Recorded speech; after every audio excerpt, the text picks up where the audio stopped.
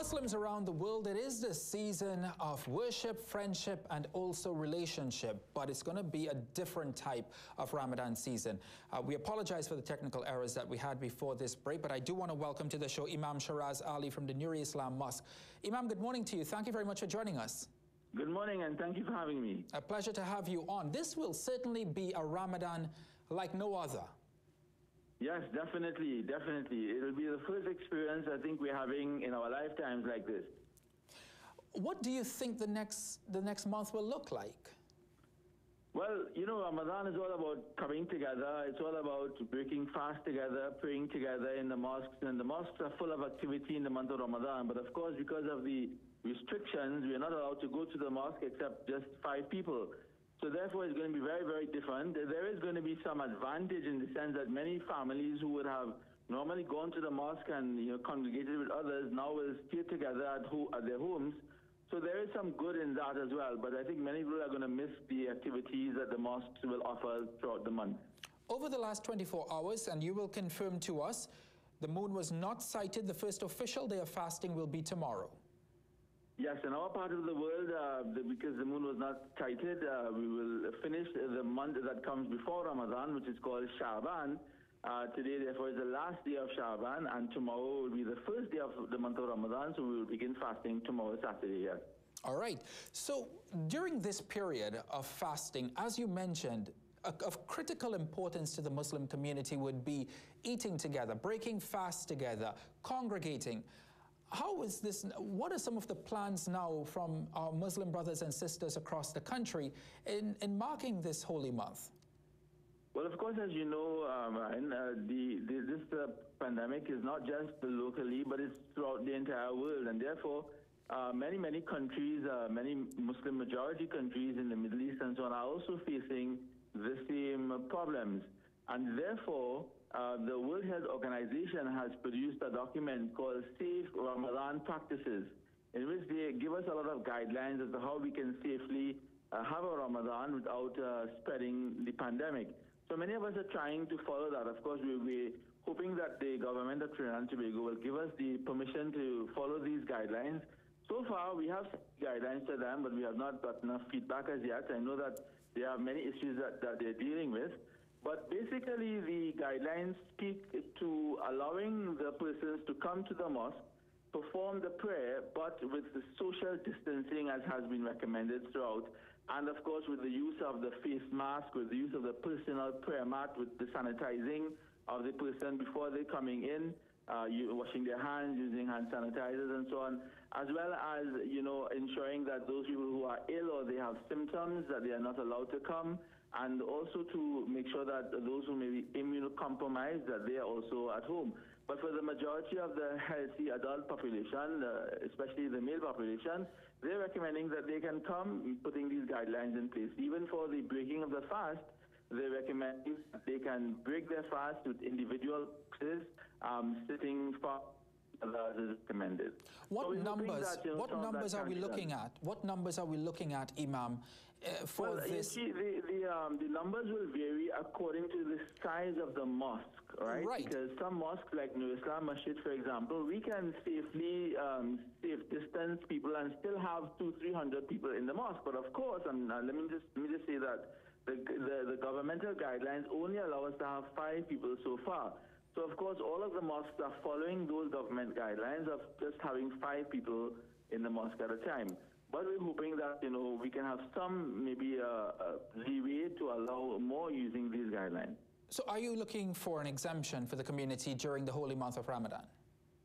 Yes, we are looking for an exemption for an allowance to have more than 5, but maintaining all of the social distancing guidelines that have been put in place.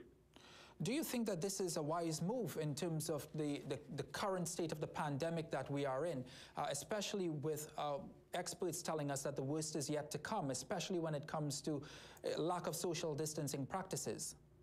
Well, I think that the WHO has been in the forefront of the understanding and the technology and the spread of this virus. And these are the guidelines that they have put out. They're not invented by the Muslim community. And of course, the government has also been using the WHO guidelines as well. But, of course, the only issue is that, as Mr. Bharat was saying in the last interview, that sometimes Trinidadians, we tend to want to flout the laws. And that's going to be the real problem, that, once the imams can maintain the guidelines, I don't think the government will have a problem with it. But that will be the issue about whether or not the guidelines will be maintained. Have you had any formal conversations with the government regarding this? We have reached out to them, yes, via letter and so on, but I know that they are considering our recommendations, our requests, but we have not received any formal replies as yet. Okay, what is the message that you would be sending out to your followers ahead of the start of Ramadan? This is going to be, as we mentioned at the top of this conversation, a Ramadan like no other.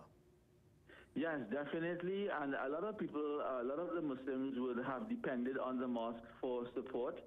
For example, mosques like in Islam, we will cater for 500 days. Have to break their fast at their homes. We're hoping that we can still give some hampers to those who may be in need. We've been giving out hampers throughout this period as well from the mosque, but especially for the month of Ramadan, we want to make sure that people have food to eat in the morning. When they begin their fast, there's a small meal called suhoor that they will have, and then, of course, at the breaking of the fast, which is called iftar, and then dinner, we're hoping that they will all have something, and we'll try to ensure that they do. So people normally rely on the mosque, and then, of course, for the prayer, the congregational additional prayer that's done in the month of Ramadan, it's normally done in the mosque. Everybody do it, they do it together. Now, in this case, they're going to have to do it at their homes. And so there will be a need for some motivation, and that's why many of the masjids are having online programs and online streaming and so on, so that they can help encourage the Muslims at their homes to still do the practices that are important for the month of Ramadan, even though you're doing it with your family. And as I said in the beginning as well, it's an opportunity for families to come together and worship their Creator together and become closer together as well. So we're hoping that that will be an additional advantage of this difficult time. I just want to quickly find out before we wrap, the request that you've put through to government, when the Holy Month starts tomorrow, when would you like this in effect from? Well, we would have liked it to start from tonight, because tonight is the first Taraweeh. However, we know, as I said, that they are considering many things. So we will continue with the guidelines as has been set already before for every throughout the country, which will be 5 people. So we're recommending to all of the masjids in the country that they have the 5 people there at the mosque, continue the daily prayer and the Taraweeh, the special nightly prayer, as well as the iftar, but maintain your 5 people until we can get some other word from the government. Of course, we're hoping as well that on the 30th, when the government has said that they're going to look at some of the measures that they've put in place before, that there may be some changes to that. So if not now, then we're hoping that by the 30th of the month, some of those changes will be able to allow us to congregate a little more, but with the same social distancing to prevent anybody from getting ill. All right, Imam Sheraz Ali, I wish you a very safe and successful month of Ramadan. Have a great time.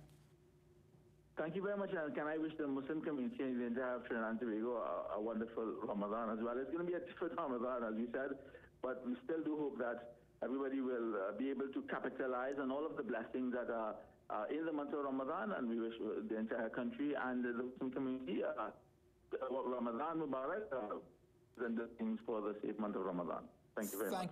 Thank you very much, Imam. Imam Sheraz Ali from the Nur Islam Mosque talking to us this morning, saying that the Muslim community has put through a request to government asking that they have social distancing practice, but more than 5 people are able to congregate and are allowed to congregate at mosques across Trinidad and Tobago during the Holy Month. He says if the request is denied, he's hoping that by the end of the month, when the restrictions are set to be lifted, that by then they're hoping that they will be able to have more people in the mosques. But as of now, only 5 people congregate in mosques across Trinidad and Tobago. We'll have to follow that story and let you know if that request by government will be adhered to by the Muslim community. We take a quick break here on the Morning Brew, and we'll be right back.